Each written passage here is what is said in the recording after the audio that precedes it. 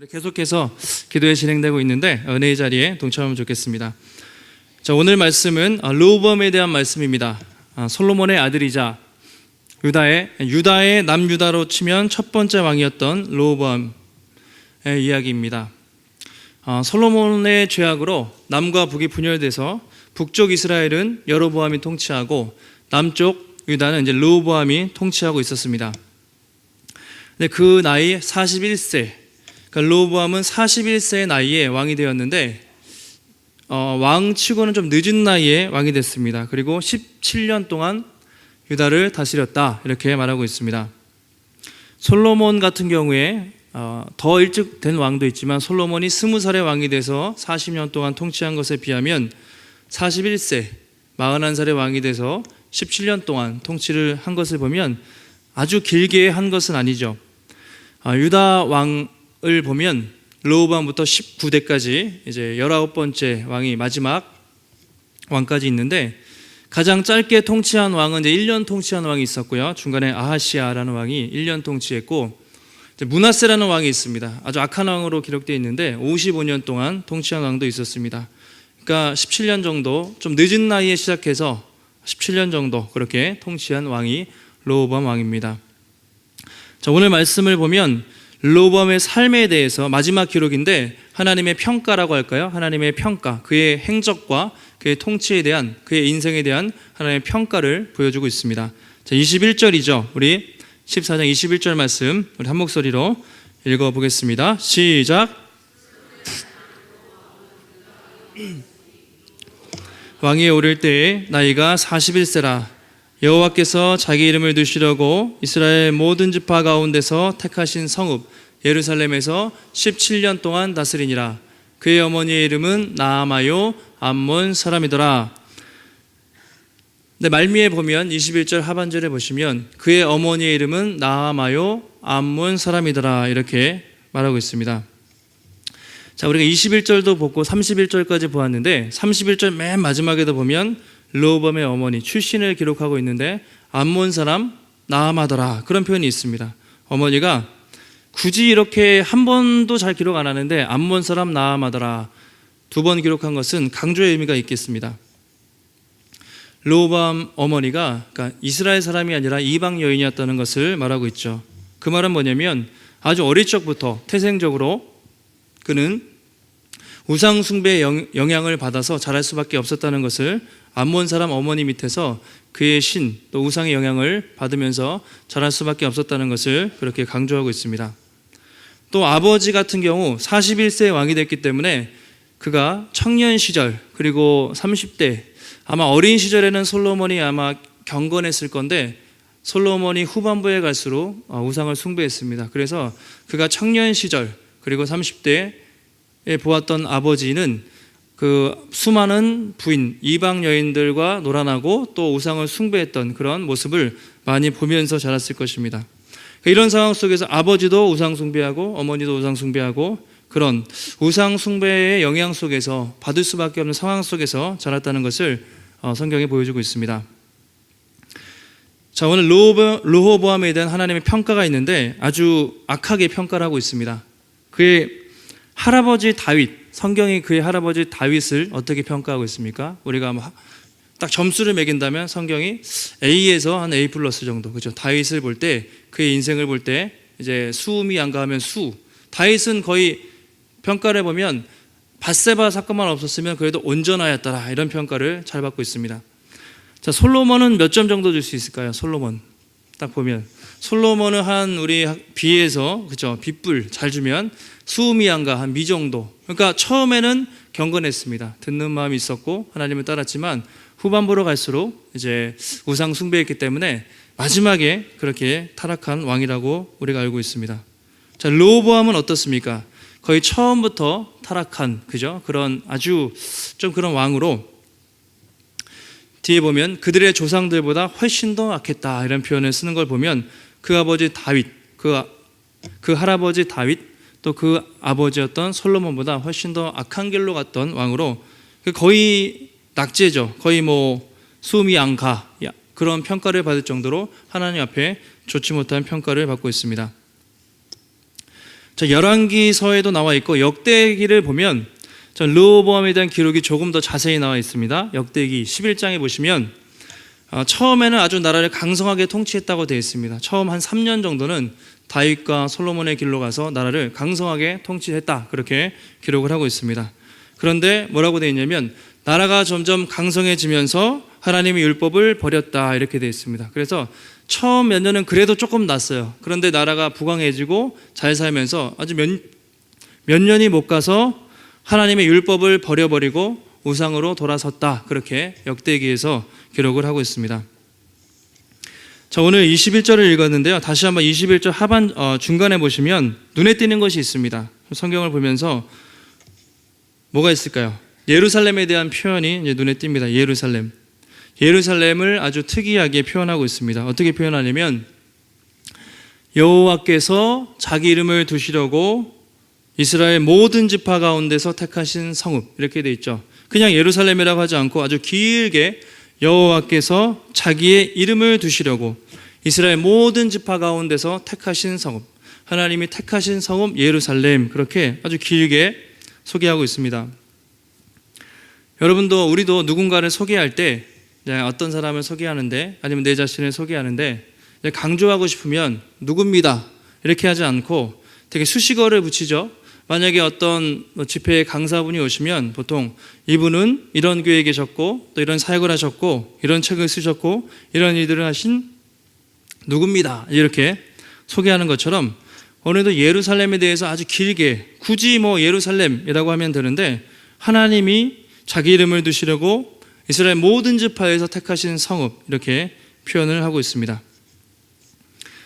왜 이렇게 표현을 했을까요? 왜? 아마 그 예루살렘에 대한 특별한 기대와 하나님의 사랑이 있었기 때문이겠죠. 왜 예루살렘에 이렇게 주목을 하셨을까? 왜 그렇게 집중을 하셨을까? 아마 성경을 읽어보면 그 예루살렘에는 무엇이 있었죠? 하나님의 임재를 상징하는 하나님의 성전이 이제 있었기 때문이죠. 전에 솔로몬이 성전을 지었을 때, 그를 기도했을 때 하나님이 나타나서 이렇게 말씀하십니다. 열왕기상 9장 3절에 보시면 네 기도와 네가 내 앞에서 간구한 바를 내가 들었다, 그러면서 나는 네가 건축한 이 성전을 거룩하게 구별하여 내 이름을 영원히 거기에 두며 내 눈길과 내 마음이 항상 거기에 있으리니, 이렇게 말씀을 하셨습니다. 내가 수많은 성읍과 많은 건물들이 있겠지만 내가 이 성전에 거룩하게 구별해서 이제 내 여호와의 이름을 영원히 이 성전에 두고 그 나의 눈길과 내 모든 마음을 항상 이 예루살렘에 두겠다고 하나님이 약속을 하신 것이죠. 그래서 오늘 하나님은 그 많은 성읍 중에서도 그렇게 예루살렘을 이렇게 표현하고 있습니다. 우리 여기서 이 예루살렘, 유다를 향한 하나님의 마음을, 사랑을 우리가 알 수 있습니다. 사실 보시면 지금 예루살렘이 사랑받을 만한 행동을 했는가, 이렇게 쭉 보시면 전혀 그렇지 않습니다. 뒤에 나와 있지만 온 나라에 우상 숭배가 만연되어 있습니다. 저 북쪽에는 아예 대놓고 금송아지를 만들었지 않습니까? 여로보암이. 근데 그에 못지않게 뒤에 보시면 온 그 산당마다 우상 숭배가 가득하고 남색하는 자들이 있었다는 것을 뒤에 보여주고 있습니다. 그러니까 유다가 북이스라엘보다 나을 게 하나도 없습니다. 사실 없는데 그럼에도 불구하고 하나님은 일방적으로 자신의 마음과 눈길을 내가 예루살렘에 두겠다, 그 약속을 기억하시고 일방적으로 유다와 예루살렘을 사랑하는 그 하나님의 마음을 우리가 이 표현에서 읽을 수가 있습니다. 그 예루살렘이 잘난 것이 아니라 하나님의 어떤 은혜로, 그죠? 은혜로 하나님이 주목을 하시는 것이죠. 그들은 그래서 하나님의 그 사랑에 응답을 해야 됐지만 그 은혜와 사랑을 끊임없이 거부해서 아주 하나님의 마음을 많이 아프게 했습니다. 자, 22절이죠. 22절 우리 한번 성경 보시고 읽어보겠습니다. 시작.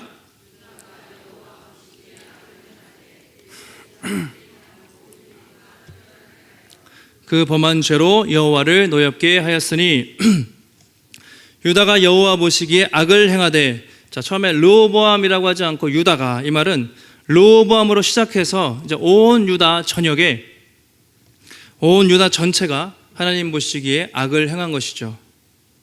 어떻게 했냐면 그들의 조상들이 행한 모든 일보다 뛰어나게, 그러니까 나쁜 쪽으로 훨씬 더 그 아버지 솔로몬 할아버지 다윗보다 훨씬 더 뛰어나게 악을 행해서 하나님을 노엽게 했다, 그렇게 말하고 있습니다. 23절에 보면 이런 표현이 있어요. 그들이 어떻게 했냐면 산 위에 모든 푸른 나무 위에 산당과 우상과 아세라상을 세웠다, 이렇게 되어 있습니다. 원어로 보면, 영어로 봐도 마찬가지인데 그 23절 앞에 반복되는 것이 모든, 에브리 되어 있는데, 그러니까 모든 산마다, 모든 푸른 나무마다, 그러니까 모든 산이라는 산은 다, 모든 나무라는 나무 아래는 다 아주 우상숭배로 빡빡하게 채웠다는 것이죠. 온 나라가 우상숭배로 가득 차 있었다는 것입니다. 뿐만 아니라 남색하는 자들도 있었다, 이런 표현을 씁니다. 구약 성경에서 이것은 아주 타락하고 가증한 것을 표현하는데, 가나안 사람들의 풍습인데 그것을 하나님의 거룩한 구별된 백성들이 따라하고 있었다는 것이죠. 그만큼 유다의 상황이 아주 비참하고 안타까웠습니다. 그러니까 하나님의 마음은 내가 택한 예루살렘, 그 예루살렘이 구별되고 거룩하게 원하시는데, 정작 그들은 끊임없이 아주 그냥 모든 온 나라가 썩어 문드러질 정도로 부패하게 하나님의 마음을 아프게 하면서 이렇게 했다는 것이죠. 그래서 뭐라고 표현하죠? 하나님의 마음을 노엽게 했다, 여호와가 노엽게 했다, 여호와의 마음이 노여워졌다, 이렇게 말하고 있습니다. 노엽게 하다, 이 카나라는 말, 예전 개역 한글에는 노를 격발하다 이렇게 번역이 되어 있었고요. 시기하다, 질투하다라는 의미가 있습니다. 시기하고 질투하다. 이거 원어적으로 좀 설명을 드리면 아주 강력한 불 같은 건데, 아주 무엇을 소유하고 싶은 강력한 소유욕, 아주 뜨거운 감정, 이런 표현이 됩니다. 그래서 하나님이 우리를 사랑하실 때 정말 우리를 온전히 소유하고 싶은 마음으로 아주 시기와 질투를 나게 할 정도로 강력하게 사랑하신다는 어떤 그런 의미에 가깝습니다. 왜 이렇게 표현하고 있을까요? 노엽다, 왜 질투하다, 시기하다? 왜냐하면 하나님은 우리를 당신의 신부로 부르셨기 때문이죠. 우리가 하나님을 믿는 순간 예수 믿고 구원받는 것 당연하지만 더 중요한 것은 하나님과 언약의 관계가 맺혀지는 거거든요. 하나님은 예수님은 우리의 신랑, 또 우리는 그분의 신부, 이 관계가 되는 것이죠.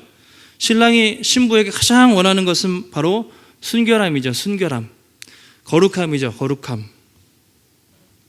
그 하나님이 이런 표현이 있죠. 나는 여호와이니 내 영광을 다른 자에게, 내 찬송을 우상에게 주지 아니하리라.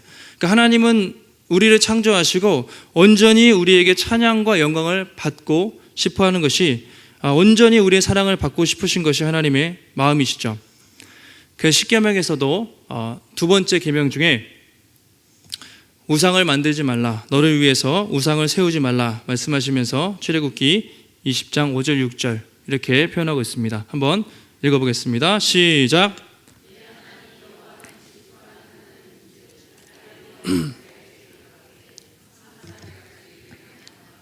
나를 사랑하고 내 계명을 지키는 자에게는 천대까지 은혜를 베푸느니라.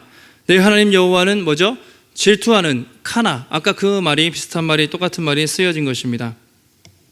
질투할 정도로, 우리를 아주 불태울 정도로 강력하게 우리를 사랑하시고, 그것이 채워지지 않을 때는 정말 아주 시기 질투가 날 정도로 온전히 우리를 소유하고 싶어 하시는 것이 하나님의 마음이다. 카나, 질투하다라는 마음이죠. 여러분, 우리가 사람과의 관계 속에서부터 언제 질투를 많이 느끼죠? 질투. 보통 이제 우리가 이 말은 부부 관계 속에서 서로 사랑하는 배타적인 관계 속에서 많이 우리가 표현하는데, 지금은 안 하지만 옛날에 사랑과 전쟁 이런 데 보면은 뻔하잖아요. 스토리가 부부가 살고 있는데 한 능력 있고 돈 많고 이런 남자랑 어떤 아내가 눈이 맞아가지고 이렇게 막 하면은 그 남자의 마음은 정말 불이 붙어서 정말 질투하고 정말 죽일 것 같은 그런 마음이 일지 않습니까? 질투하다. 보통 우리가 사랑하는 사람이 있으면 그 사람에게만 눈길이 고정되고 또 그렇게 집중이 됩니다. 여러분, 처음 연애할 때 기억나세요? 연애할 때 내가 사귀는 사람이 있는데 다른 사람이랑 이렇게 하면 어떻게 돼요? 마음이? 질투가 나죠.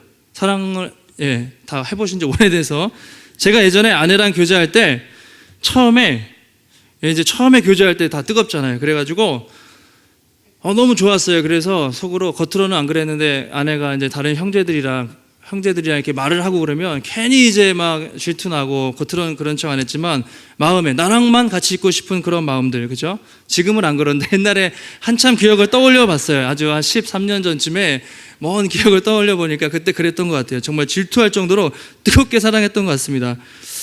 야, 여러분, 정말 사랑하는 사람이 있을 때 수많은 사람 중에서 그 한 사람만 보이잖아요. 한 사람만 보여요. 아우라가 난다고 하죠. 자녀들도 있을 때, 유치원에 많은 자녀들이 있습니다. 또 성탄절 발표회를 할 때 많은 아이들이 있지만 우리의 시선은 그 희한하게 내 자녀들에게 또 시선이 머물고, 또 밖에서 울어도 그 귀가 쫑긋하는 것이 어떤 사랑이죠. 그것이 사랑하는 사람의 모습입니다. 근데 이것이 하나님도 우리를 바라보는 그런 모습이라는 것이죠. 하나님이 그렇게 일방적으로 우리를 주목하시고 또 우리의 관심을 받기 원할 정도로 사랑을 하신다. 그것이 하나님의 마음이라는 것입니다. 세상은 무엇을 주목합니까? 쉽게 말해 돈 있고 힘 있고 권력 있고 잘난 사람들만 세상은 주목을 하지 않습니까? 그래서 매일 뉴스를 보면 어떤 사람들이 나오죠? 주로 청와대 사람들, 그렇죠? 그러니까 권력 있는 사람들, 국회의원들 많이 나오죠. 요즘에 국회의원들 권력 있는 사람들이죠. 또 기업가들 얘기 많이 나오죠. 돈 있는 사람들, 또 연예인들 얘기 나오죠. 명예로운 사람들. 세상은 사실 그런 특별한 사람들, 있는 사람들을 주목하지만 우리 같은 평범한 사람들은 별로 주목하지 않습니다. 근데 하나님의 시선은 전혀 다르다는 것이죠. 그런 사람들 전혀 관심이 없고, 많은 사람 중에 우리 같은 사람들, 그렇죠? 하나님의 백성, 하나님의 자녀를 향해서 그분의 시선과 눈길이 항상 머물러 있다는 것이죠. 그것이 우리를 향한 하나님의 마음이라고 계속 말하고 있습니다. 그런데 유다 백성들은 그 하나님의 사랑을 완전히 무시해버린 것이죠. 다른 모든 성읍들은 다 타락해도 유다 너만큼은, 예루살렘 너만큼은 기대를 했는데 그들조차 온갖 의상으로 도배를 해버린 것입니다. 시간이 지날수록 점점 더 하나님의 마음을 아프게 하는 것이죠. 그래서 하나님이 진노하셨다. 이것은 단순하게 분노했다기보다도 정말 너무나 시기 나고 질투할 정도로 마음이 아파하셨다, 이런 표현에 가깝습니다. 우리 열왕기를 보면서 계속 느끼는 건데요. 우리의 싸움은 일평생 결국 이 우상과의 싸움이겠다 생각을 했습니다. 결국 평생 하나님을 바라보는가, 이 우상에 넘어가는가, 그 싸움이다. 처음에 그렇게 잘 따랐던 솔로몬도 마지막에는 우상 때문에 결국 넘어졌습니다. 르호보암도 오늘 결국 한 3년 정도 아주 짧게 하나님을 따랐지만 결국 그가 풍족해졌을 때, 강성해졌을 때 우상에게 넘어가고 말았습니다. 그리고 뒤에 보면 애굽왕 시삭이 이제 경고의 메시지를 주기 위해서 오는데 그때도 회개하고 돌아오지 않았어요. 귀가 막힐 정도로 우상에게 마음이 빼앗겼습니다. 그 르호보암 이후에 대부분의 열왕기서를 보면 북이스라엘은 완전히 우상천지고 남유다도 아주 몇몇의 소수 그런 왕들을 제외하고는 결국 다 우상에게 넘어가서 하나님께 심판을 받는 것이 열왕기의 역사였습니다. 여러분, 오늘 우리도 마찬가지인 것 같습니다. 우리 삶이 얼마나 우리 안에 있는 헛된 우상을 버리고 온전히 그분을 바라보는가, 사실 그 싸움인 것 같아요. 근데 열왕기를 보면서 이게 생각보다 쉽지 않다. 여러분, 누구나 처음에는 잘합니다. 솔로몬처럼 처음에는 잘하지만 평생 끝까지 잘하기가 참 쉽지 않다, 이런 생각을 합니다. 누구나 힘들고 어려울 때는 잘하는데 뭐가 잘 풀리고 어느 정도 우리가 채워지면 대부분 왕들이 그랬던 것처럼 우리도 하나님 참으로 떠날 때가 많다는 생각을 해요. 평생 그 믿음을 유지하기가 정말 어렵구나, 이 생각을 많이 하게 되는 것이죠. 그래서 칼빈이라는 사람이, 존 칼빈이 유명한 말을 했잖아요. 인간의 마음은 우상을 만드는 공장이다. 우상 공장. 그러니까 우리는 우상 공장장이에요. 끊임없이 공장에서 물건을 찍어내듯이 끊임없이 하나님 외에 우리 마음속에 끊임없이 다른 우상을 만들어서 하나님 외에 그 우상을 섬기고 우상에 넘어가는 것이 인간의 타락한 본성이다, 그렇게 지적을 했습니다. 그 팀 켈러 목사님이라고 유명한 지금 목사님이 내가 만든 신이라는 책에서 지금 이 현대 사회를 우상이 점령한 사회다, 이렇게 정의를 했습니다. 우상이 점령한 사회, 이 시대를 우리가 언뜻 보면 우상은 구약시대, 구약 시대나 옛날이나 있지 지금 무슨 우상이 있나? 그런데 그분은 그렇게 말하지 않고 과거보다 지금 우리가 사는 이 현대 사회에 훨씬 더 우리 가까이에 우상이 많이 있고 또 우리 안에 우상이 침투할 수 있다, 그렇게 경고하고 있습니다. 무엇을 우상이라고 말하냐면 그분 이렇게 얘기하죠. 무엇이든지 나에게 하나님보다 더 중요한 것이 있다면 그것이 우상이 될 수 있다. 그게 무엇이든지 하나님보다 더 중요하게 여겨지는 것, 또 무엇이든지 하나님보다 더 크게 내 마음 중심에 있는 것, 하나님보다 더 내 마음 중심을 잡고 있는 것, 그것이 무엇이든지 우상이 될 수 있고, 또 무엇이든지 하나님이 주실 수 있는 것을 다른 것에서 만족감, 무엇을 찾으려고 한다면 그 무엇, 그것은 다 우상이다. 이것만 있으면 행복해질 거야. 이 집이 있으면 행복해질 것 같고, 이 자동차라든가 이 직장이 있으면 행복해질 것 같은 그 마음, 그 안정감을 거기서 찾으려 한다면 그것이 우상이 될 수가 있는 것이죠. 꼭 눈에 보이는 것이 아니라 우리 마음 속에 하나님보다 더 사랑하고 마음 중심을 차지하는 것은 무엇이든지, 그것이 물질이든 또 가정이든 자녀든 건강, 심지어 그분은 종교적인 열심, 내가 교회를 다니는데 내가 열심히 해서 인정받겠다는 종교적인 열심도 우상이 될 수 있다, 그렇게 경고를 하고 있습니다. 그러니까 우리가 얼마나 준비해야 될 게 많습니까? 깨어 기도해야 되죠. 혹시 여러분에게 어떤 그런 것은 없습니까? 나에게 내가 1년의 삶을 돌아볼 때, 지난 한 주의 삶을 돌아볼 때 나에게 하나님보다 더 내 마음을 차지하고 있었던, 하나님보다 더 의지하고 있었던 그 우상이 무엇이 있는가 한번 돌아보시기 바랍니다. 목사님이 친절하게 그 책에서 3가지 분별 기준을 알려줍니다. 정말 이것이 우상인가 아닌가를 구별할 수 있는 3가지 기준. 첫 번째가 나는 평소에 어떤 생각을 많이 하고 있는가, 어떤 생각, 내 생각, 어디에 내 마음을 두고 있는가, 그것을 보는 것이죠. 보물이 있는 곳에 내 마음이 있다, 예수님 말씀하셨는데 내 마음과 생각이 주로 어디를 향해 있는가 보시려면 스마트폰 아니면은 컴퓨터에서 한 주 동안 내가 인터넷에 가장 많이 검색한 거, 그렇죠? 인터넷 창에 가장 많이 검색한 게 무엇인가, 클릭한 게 무엇인가를 한번 보십시오. 그러면 내가 어떤 생각을 많이 했는가를 알 수가 있을 것입니다. 또 2번째 기준이 뭐냐면 나는 평소에 어디에 돈을 많이 쓰고 있는가, 평소에 돈을 어디다 많이 쓰고 있는가죠. 물질, 쇼핑이든 건강이든 취미든 그것이 구제든 헌금이든 내 물질을 어디다 사용하고 있는가. 아마 한번 한 달 동안 아니면 1년 동안 여러분이 결제한 카드 내역을 보세요. 주로 나는 어디다가 돈을 많이 썼고 했는지 그걸 보면 내 마음이 어디 있는지 그 물질을 통해서 드러난다는 것이죠. 자, 가장 중요한 3번째, 그게 뭐냐면 그분이 이렇게 특이하게 이렇게 말씀하십니다. 하나님이 내 기도에 응답하지 않을 때 나의 반응을 보면 우상인지 아닌지 알 수 있다, 이렇게 얘기했습니다. 이게 가장 우상을 식별할 수 있는 좋은 방법이라고 말했는데요. 하나님이, 여러분도 새해 준비 기도회 때 어떤 기도 제목을 가지고 오셨을 텐데 당장 내 기도에 응답이 안 돼요. 계속 고난이 이어집니다. 그때 하나님의 뜻을 구하며 인내하는가, 원망과 불평을 쏟아놓는가, 이것을 보면 그 사람이 기복신앙인지 그 사람의 믿음이 하나님을 향한 참신앙인지 분별이 된다는 것이죠. 당장 안 될 때 정말 원망하고 불평한다면 하나님보다 그 제목, 그 어떤 것을 더 구하고 있었다는 것이 판별이 난다는 것이죠. 계속 기다리라고 해도 당장 답이 없어도 하나님의 선하심을 바라보면서 인내하며 믿음으로 기도하는 사람은 그 사람이 정말 참 신앙이라, 우상이 아니라 참 하나님을 섬기고 있다는 것을 증명한다는 것입니다. 한번 여러분도 생각해 보시기 바랍니다. 올 한 해, 또 이번 주 나는 주로 어떤 생각을, 내 마음을 어디에 두고 살았는가? 또 나는 어디에 주로 이 물질을 쓰면서 살았는가?